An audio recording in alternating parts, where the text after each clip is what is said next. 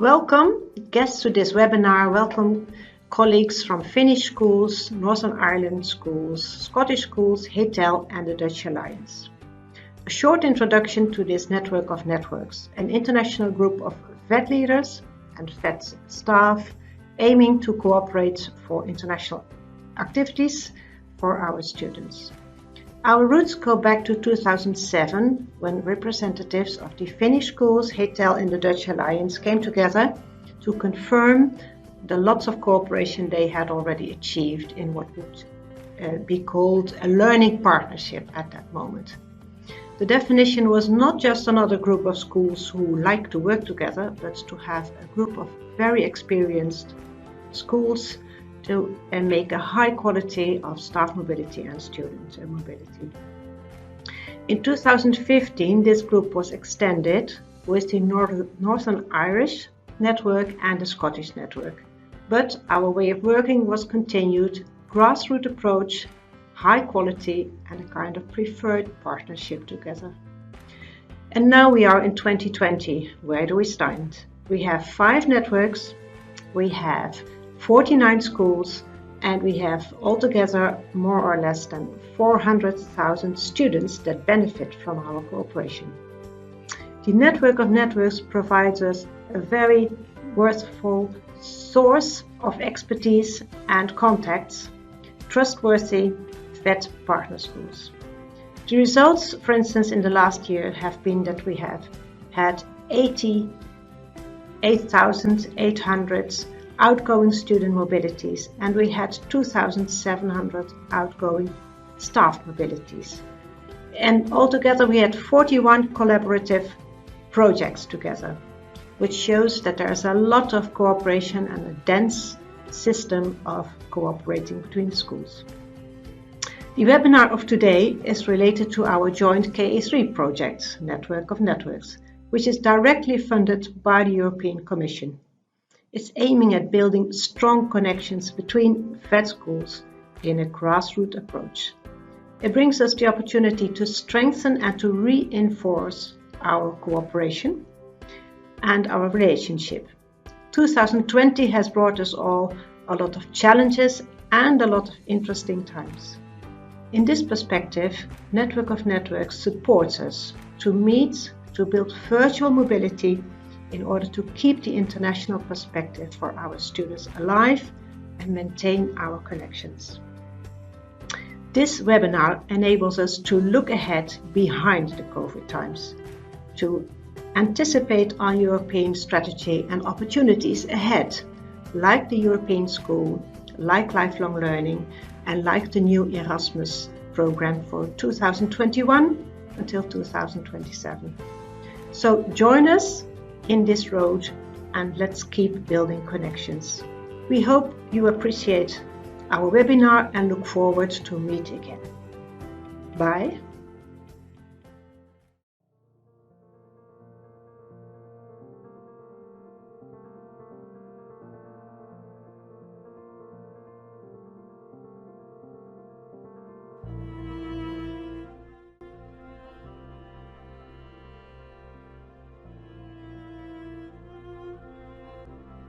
The biggest challenge in Gradia in general with the COVID situation was not the technology. Of course, the quick transformation from the running the ways we ran the school to e-learning was a big challenge. The courses were not designed for that kind of online implementation, and it required improvisation from the teachers and of course new ways of studying from the students. Microsoft Teams had worldwide capability challenges over the first COVID week, but after that technically things have been rather good and improving rapidly, where the challenge is how to adapt to the new features as they appear. The COVID has brought us many different challenges. On the one hand, it set the conditions that not only all lessons have passed into online format, but that the programs, the methodology, the students' continuous evaluation, and the exams must change. Luckily, we have trained the teachers at the ICT tools, but we have to give the project an enormous push in a very short time, and of course, keeping the activity on. In our case, especially in the vocational educational training studies, the technical degrees have a big practical part to teaching the workshops, so we had to reorganize all the programs to do them from home. I think possibly the largest problem that we have had to face is one around the great digital divide that exists.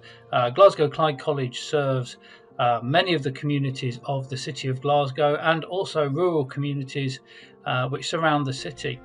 There is an enormous difference between the access to digital devices amongst our students, the internet connectivity that they have at home, and also their IT literacy, their ability to be able to use those devices. That's been an enormous challenge right from the start of lockdown, was supporting those people who didn't have their own devices and being able to access devices and get them to them, giving them internet connections, and also supporting them remotely to develop their skills so they could participate in remote lessons. I think another challenge was that, of course, we had staff as well. Some staff in their roles had limited IT skills. Certainly their familiarity with some of our e-learning platforms wasn't as we would like, and as they discovered, neither was it a level that they realised was particularly helpful given our move to a remote and blended learning model. So supporting staff to improve their IT capability became a big challenge. And I think the final challenge I'd have has been trying to run a college on a remote basis for so many months and maintaining a community of practice, both for the students so that they get a sense of a learning community, and for the staff as well, to make them feel like they're still part of the family of Glasgow Clyde College. We've interviewed both our staff and students, and they all say the same. The biggest challenge has been in the soft issues, so to say. The working ergonomy, or how do you say that? How good of a working desk and stool you have at home? How peaceful is the environment at home? What kind of network capabilities, for example, you have at home? And the biggest challenge with this working from home is the lack of social contacts. No face-to-face interaction with colleagues or co-students, and that is a big minus. On the other hand, with the school now physically opened again, the challenge is not minor. In order to prevent contagion by having so many students, we have had to reorganize the entrances, the grouping, classes roles, the dining room and the exits. It wasn't easy to define and implement all the protocols. In addition, since the classes are face-to-face, we have to attend to those in class and those who are locked down at home at the same time. Finally, in the daily management of the objectives of the school, the variable of uncertainty and continuous changes has indeed with great force. We were used to planning everything, but the COVID tsunami forces us to manage uncertainty in a new way.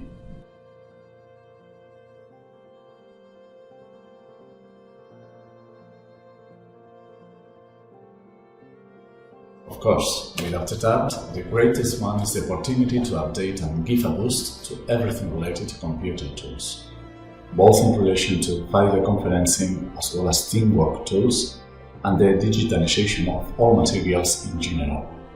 In this sense, the schools have taken a giant leap forward. We already had most of the tools, but some of the teachers were more reluctant to use them in class, and now that there's no option, everyone has made a great effort to coach them up. But it has also given us the opportunity to manage change more quickly, to realize that reality is changing faster than we thought, and that we have the capacity to adapt but we have to take advantage of it. I think there's been some really interesting opportunities that have arisen as a consequence of the pandemic.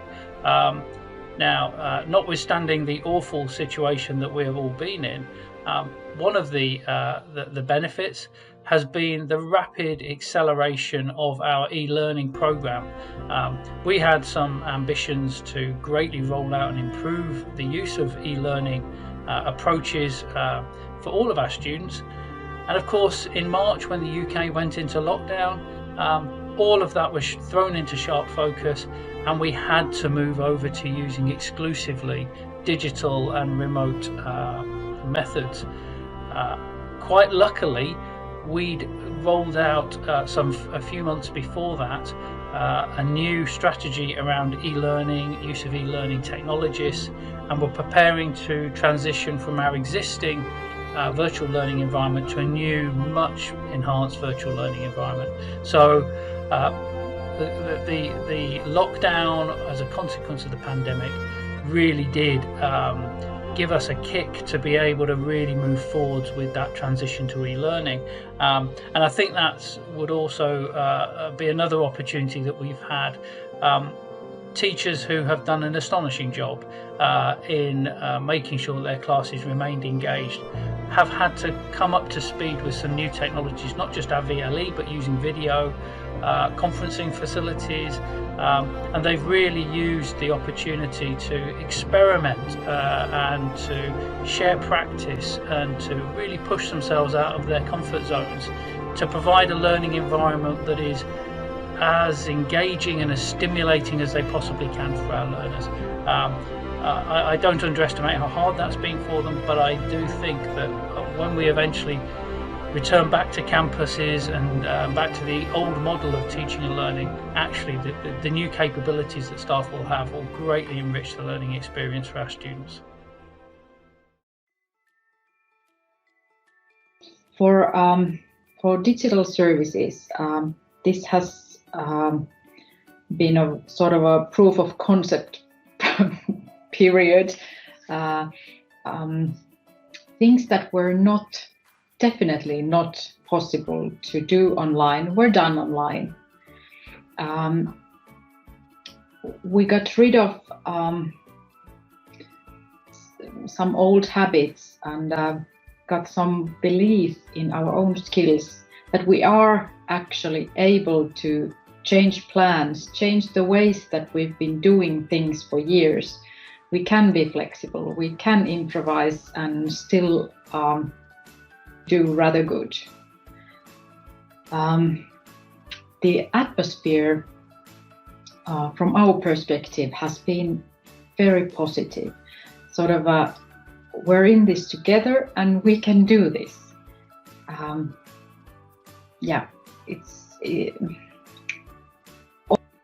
This has been rough and taken very much energy and required a lot of rethinking, a lot of redoing things. There's a lot of good in sense of digitalization.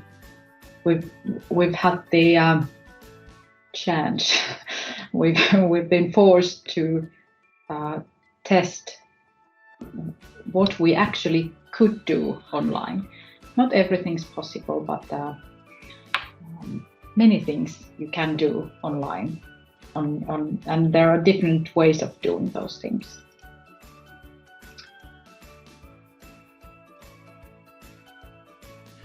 Well, three things really spring to mind there. One was a huge investment by the college in staff development, continuous professional development activities delivered online. Immediately we went into lockdown in March. Our e-learning team and our college computing team went absolutely into overdrive, running sessions from the most elementary basic IT sessions for the staff to help them to come up to speed with some of the technology they were needing to use almost with immediate effect, through to some advanced practitioner training as well. The take-up amongst the staff was incredible, and throughout the whole of the period since March, we've run regular staff development online sessions, and participation has been way beyond our expectations. People really have a thirst for that learning. Secondly, we decided to be proactive in this space because what we knew was that in the face of this unprecedented challenge, there'd be a huge amount of innovation and creativity shown. So the college has an in-house research and development team. They were deployed to look at both novel teaching, learning and assessment activities and work undertaken by our non-teaching support staff. They have harvested great practice from across the college. They've curated that into an online repository of case studies, and we've also then used that as part of our CPD training to then share those case studies and that best practice with staff from right across the organisation. That has been an unrivaled opportunity, really, as there is so much experimentation going on, to then find things that work and then get that across to people right over the organisation. Finally, and my third point, we tried at the start of this academic year to give people the gift of time. We started the academic year late. We gave them 2-3 weeks of additional preparation time. That was certainly gratefully received by the teaching staff. It gave them time to be able to do more transition and get materials ready. I think towards the end of last academic year, it was really an emergency situation as we got thrust into lockdown, and to make the best of it, start of this academic year, we had to make sure we were prepared to provide a really engaging curriculum, and giving the staff that little bit of time certainly has helped them. And what we're trying to do now throughout this current academic year is to find smaller chunks of time that we can reduce down when teaching is happening, to allow staff to reflect and to prepare their materials ready for the next block of learning. I don't think anyone can underestimate just how challenging it is to prepare and deliver in this blended model, and we need to recognise that in the workloads that we give to our staff. How have we helped our staff? We in Gradius Digital Services, we are 30 people. I have 5 people working in IT help desk, supporting by phone, email, service portal, Monday to Friday business hours, and that's sort of a more traditional IT support. I have another 5 people working as more of a pedagogical support for teachers. Also supporting by phone, email, arranging weekly meetings, having online training events, having this Teams channel for discussion. They support teachers in using these tools. Sort of like questions, what can I do with this tool? How can I use this to achieve this goal? Or I want to do these kinds of things. What tools could I use? What would be best for this situation? We've written guides, we've done videos, blog posts, we've tried many different things. So it's been a new a possibility to learn new things for us as well. But in short, there's been plenty of good things from digitalization point of view. A boost, more energy, more willingness to try new things, and that's good. In the early days of the confinement, the management team and pedagogical team of the school made a series of video tutorials about how to use the tools we had, so that everyone knew the different options they could use in their online classes. We opened several channels for detailed information. We put on some forums so that all the staff could share their experiences and the new tools they found. After then, in July and September, before starting the new school year, all the staff of the school received more specific training on tools and methodology. In addition, we structured the first week of the academic year so that all the new students knew all the communications tools and procedures that we are going to use in case of getting locked down.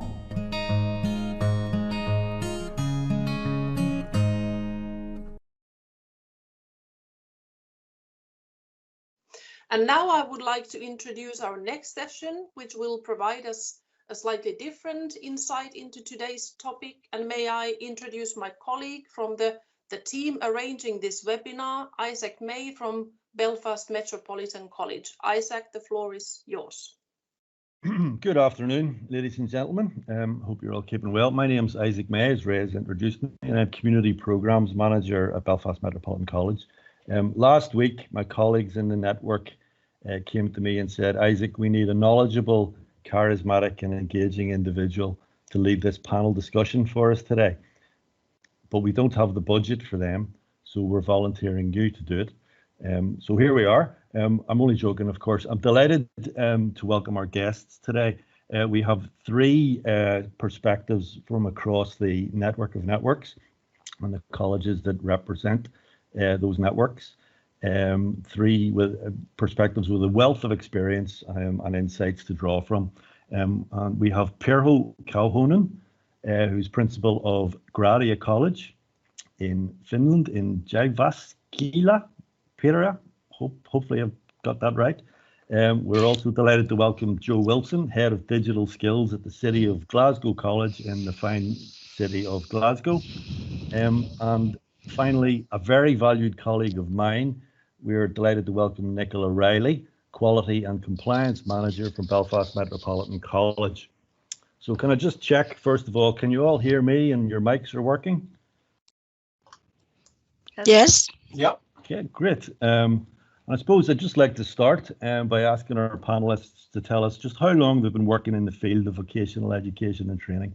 I'll start with you, Nicola. Okay, Isaac, thank you for that. My name is Nicola Riley. I am the Quality and Compliance Manager for the Centre of Skills and Apprenticeships with Belfast Metropolitan College, and I have been in that position for the last 5 years. Unfortunately for me, I've been in the world of vocational education and training for 30 years, as I realised very much throughout my career has been very much tailored towards the skills agenda and work-based learning, certainly in Northern Ireland.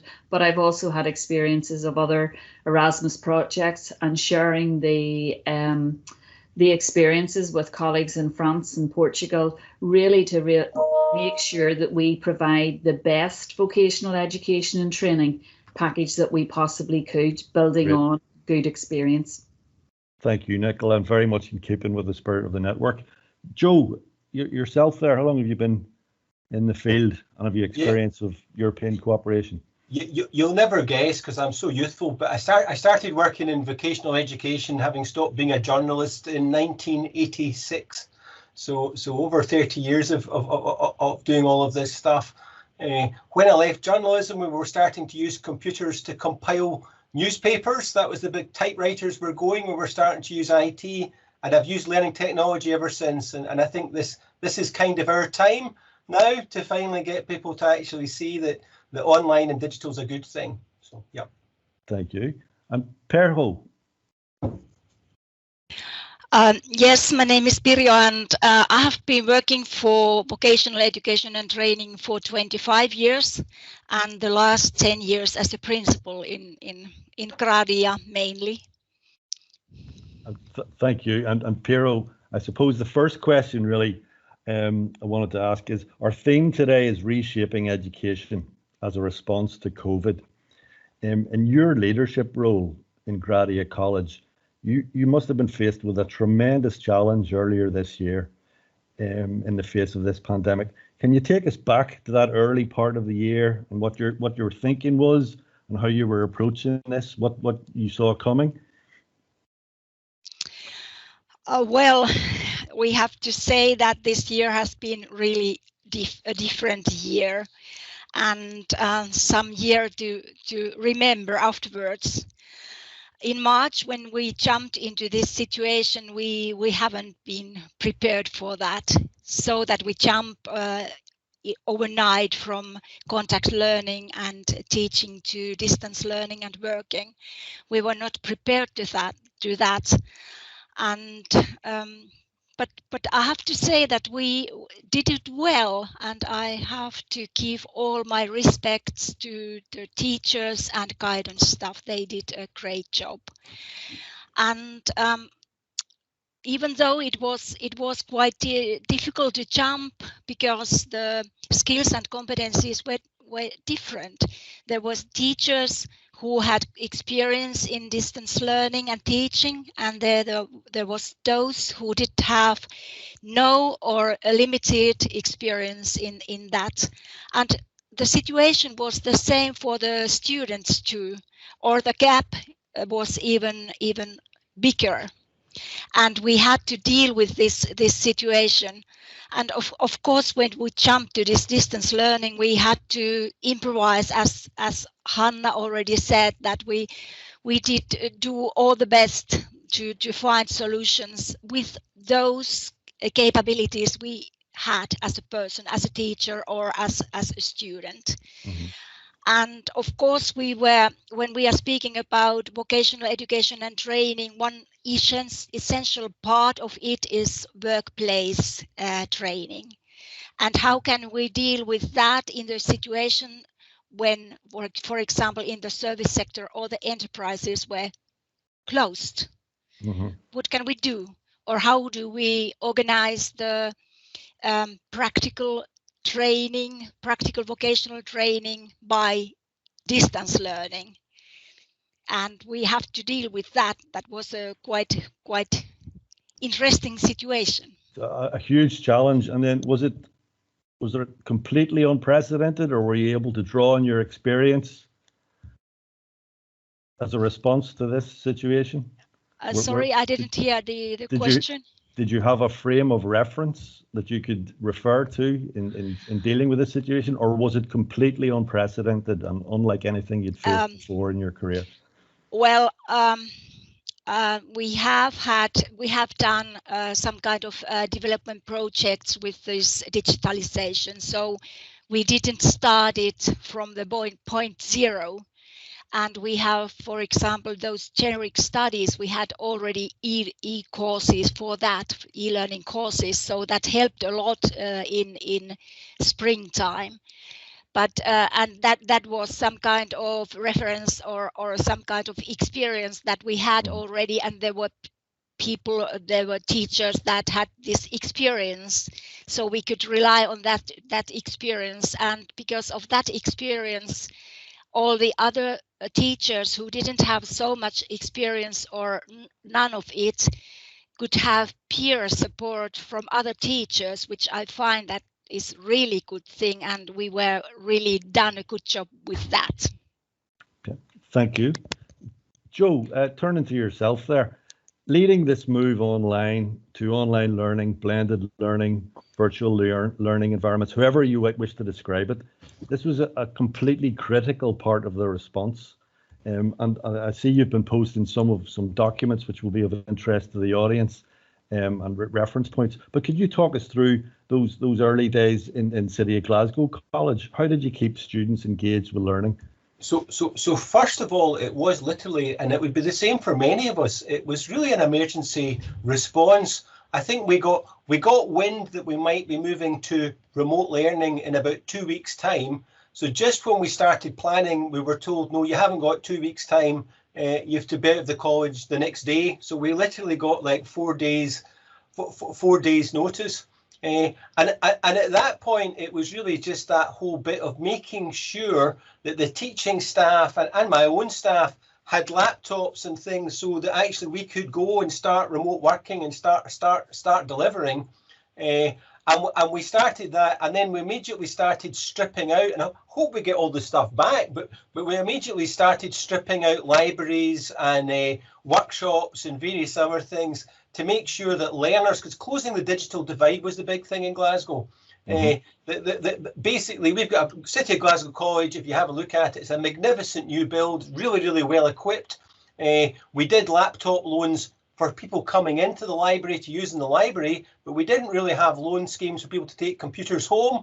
Well, that changed very quickly. We're now busy lending things out to people, and we've just bought 1,000 new laptops for the start of this session to make sure that our blended approach is supported appropriately, and both with laptops and with MiFi or dongles as well, because there's a number of households in Glasgow that don't have access to Wi-Fi, so we have to give them, and of course the libraries are closed or have been closed, so no longer could you say to a student, here's a laptop, you can go to a coffee shop or you can go to a public library and you'll get Wi-Fi. That didn't apply either. So we're now handing out laptops and giving people internet access as we go along too. Not for everyone, but for the learners that need it.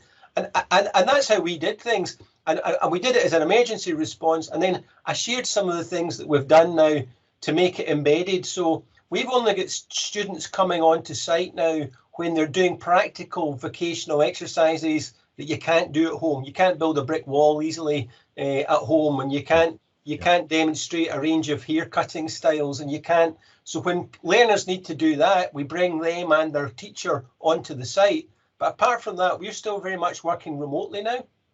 Mm-hmm. I'm just picking up on that point, Nicola, from your experience, with the best will in the world, as Joe's saying there are certain things that you can't do remotely online.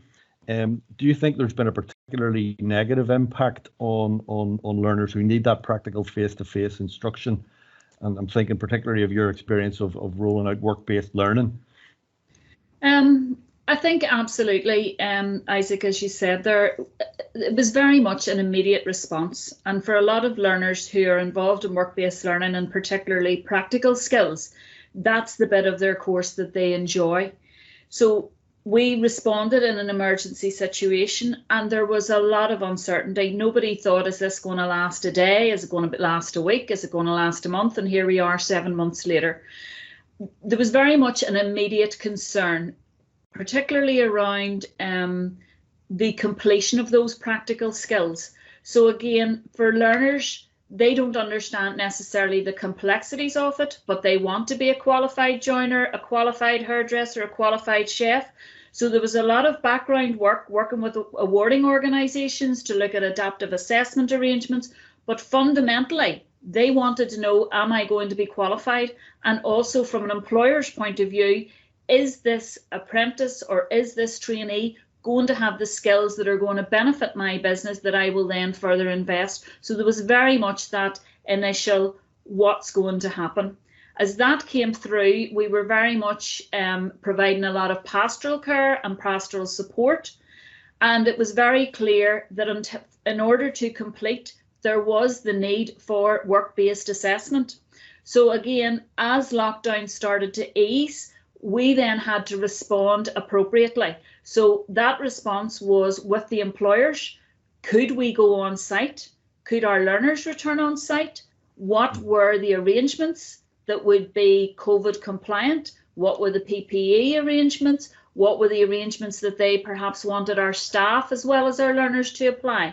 So what we did was we designed a post-COVID return risk assessment, and it was an A4 sheet that said, what are the plans? And then the second stage was whenever then the return was allowed and facilitated, had the arrangements been facilitated, had the PPE been given out, was everyone clear on how they would communicate with the college if there was a COVID outbreak, and equally how the college would communicate with the employer.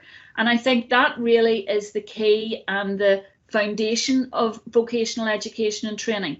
Our customers are very much our learners, but they are also our employers who are the pivotal point of that work-based learning, and really in the key to making sure that the learners could continue to progress in a way that is fit for the industry that they are operating in.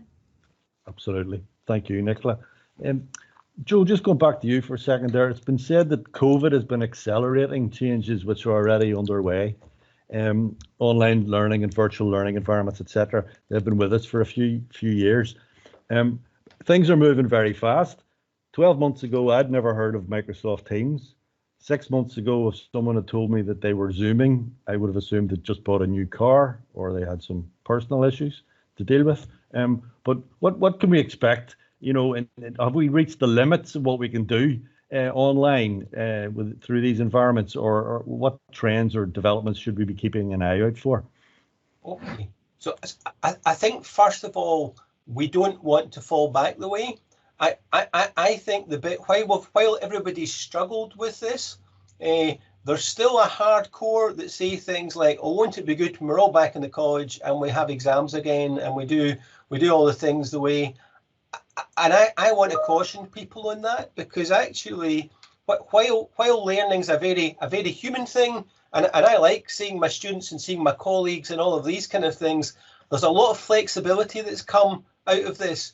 That again, institutions used to say, well, we can't flex, you can't pick and choose which day you come into college, you can't pick and choose. Well, now you can with all of this technology. So I think we have to keep that student-centered approach in all of this. Although it might be hard, again, as I speak as an Oldian that uses technology, it might be hard for some of our colleagues to adapt, to say, well, this is the new future, but it is the new reality. And coming down the line, are probably friendlier virtual learning environments that embed Zoom and Teams and other tools, which makes the whole community aspect of learning much nicer for learners and for teaching staff. I think the bits that we haven't quite mastered yet is everybody talks about artificial intelligence and AI and all of these things.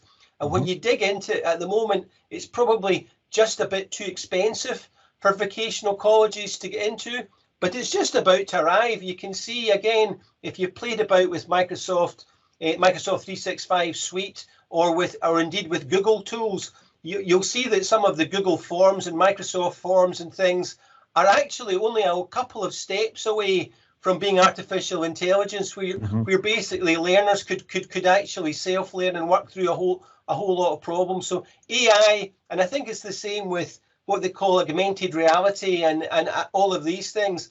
They're all just about here, and it won't be augmented reality with all the funny headsets and things, because that's too expensive. It'll be augmented reality on a flat screen that allows people to walk. I mean, we've already got kind of 3D tours of our colleges and 3D tours of some of our labs and things, which we've been using to help people when they're coming in. If they've not been used to the health and safety in one of our workshops, we can now do that for them before they arrive. Give them a 3D tour, and that's cost effective. So I think that these are the kind of things that are just going to arrive, along with all the other things that have all arrived suddenly. Thank you, Joe. Per, just coming back to yourself, can some good come out of this pandemic? I'm thinking of the phrase, necessity is the mother of invention, and this driver of innovation and change. What would your thoughts be on that? And I'm picking up on João Santos's presentation, and he referenced the Finnish research about innovation there in particular. Yes, there's plenty of good things also in this black cloud of COVID that is around us. We have learned a lot when we are speaking about digital skills and competencies, but also pedagogical things and how to organize this kind of hybrid education and training that we are doing at the moment all together. I mean, this distance learning, contact learning, and also workplace learning.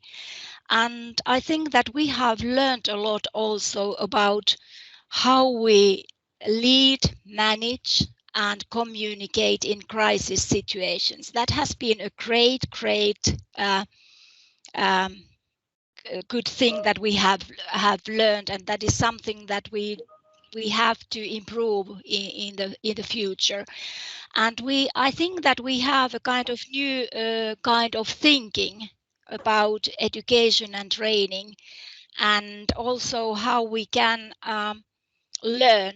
We can learn in different ways, And we have now experienced that there are plenty of things that we can do also by distance learning. The teachers have now this experience, and we can rely on that it can happen. And I think that it's really good, and it also has an impact on our school premises. How much do we need classrooms? How much do we have other kind of equipment here, or what we can use together with the working places, or what we can do also online? This all is really good thing. And also I think that this kind of seminars that we are now having online, when we can't even travel, but we can share our experiences through this kind of webinars, and I think that we will use them in the future too. And just pick it up on that point. With everything that's happened this year, do you still see a place for the international dimension of vocational education and training? Staff mobility, student mobility, will it come back? Will it look different? Definitely, we will have international activities all together, and I'm really happy about this network of networks partnership. And well, there will be changes, of course, but it will happen. We will still have student exchanges, staff exchanges, and we will have also new kind of ways how to cooperate by distance working. And I think that we have new ideas for how to share projects online. And I think that we have to find new ways, and in some months or someday we will also travel. I'm pretty sure of that. Okay, so we've got some good news on the horizon by the looks of things. Nicola, your thoughts just on the international dimension of vocational education and training, and what we can learn from each other, what we can share. Value in this approach?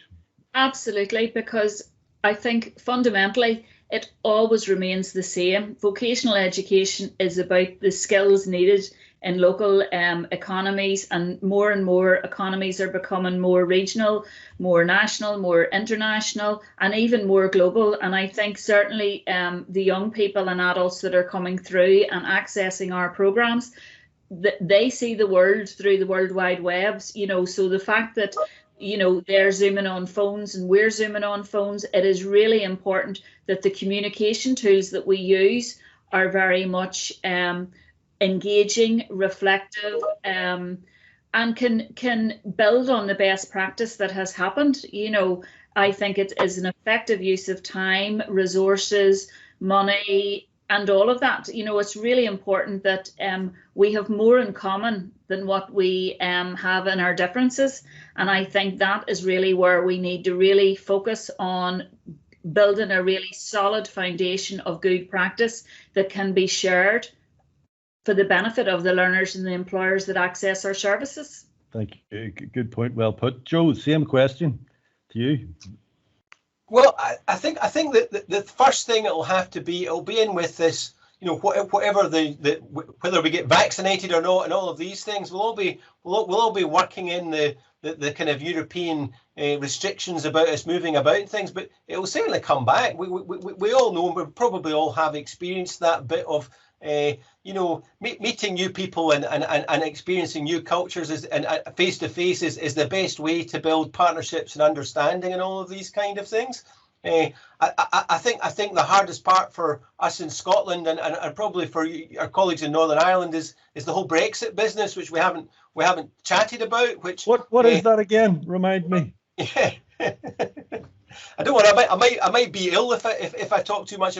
But we also do know that in terms of VET, all of the European partners are reaching out to us and saying, you know, look, it's not the end of the world, but we've still got a bit of negotiation to do there, because we know they've got great things to share with us, and we know that we still want to share experiences with them. So we've still got a bit of navigation to do around this.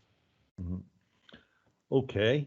Thank you for that. I'm conscious of the time, guys, so I'm going to maybe draw this discussion to a close. I think we could talk long on a lot of the subjects and themes that we've talked about today, but unfortunately time is against us. I think, you know, a good start is the best of guides, as they say. So I think this collective approach and sharing resources is the way to go via the network. I think we have the platform to do it.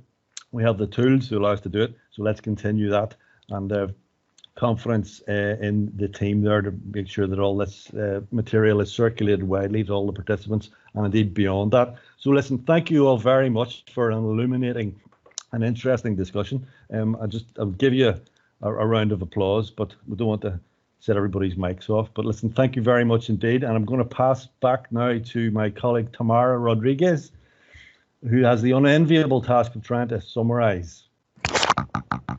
Yeah, hello everybody. Well, thank you first of all to Joe, Pidio, and Nicola for the panel discussion.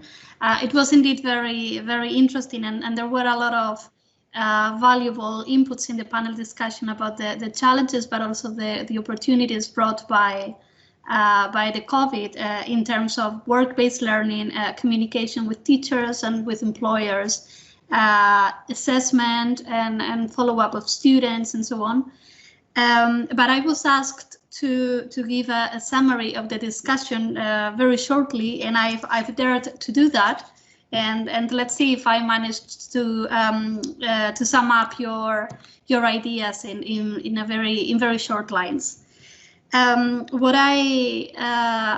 What I came up with is with the idea that the COVID forced us all to take a kind of leap of faith. Nobody was prepared for it, and it was like a surprise exam for teachers and for students. It was the time to gather all the resources, technology, digital tools, digital competencies, innovative methodologies that were maybe already there, but probably underused because we hadn't felt the breath on the back of our necks so clearly before. And this has somehow sped up the transformation of vet colleges and hopefully also a readiness to face the challenges of a digital world. So this is my way to sum up all the ideas that you have shared in the panel, and I hope I did it well. And well, before giving the floor to Rhea again, I would like to remind you about the webinar Padlet that we have created. I saw that there were some comments already there, but as Rhea said before, it will be open until Friday. So maybe after the panel discussion, you will have some ideas in your mind as well that you would like to share with us, and we would be very delighted to have access to them and to include them in the webinar. So thank you very much to everybody. Thank you, everybody. Can I still have the slide number 4, please, up before we let people go? And if we can share the link to the poll. Before you leave, we would like you to contribute to the theme, selecting the theme for the next webinar. So so please go to the chat. There should be a link there to the poll about the next webinar theme. And so, as you see, we're still learning how to organize these webinars, although we have had a huge bunch of experts and professionals doing this, but we're not yet quite experts in webinar arranging. We can, you know, blame it on the commission guy maybe, but I'm happy that so many of you were able to stay until the very end. So this concludes now the first, but most definitely not the last webinar of the Network of Networks. And it's also a start of an era, hopefully, where the network will be hopefully even more easily approachable and transparent than before. You can contribute to the next webinar or the next webinars and the newsletters by voting in the poll and also writing and commenting in the Padlet, as said. And I would like to thank all the participants, all guest speakers, my fellow teammates who have worked hard to make this first webinar happen. And like I said, none of us are professionals in the webinar arranging business yet, but I believe we will be after the end of the project. So for now, it is goodbye. Thank you. Have a nice evening, and please enjoy 2 more days of annual meeting events. Bye-bye.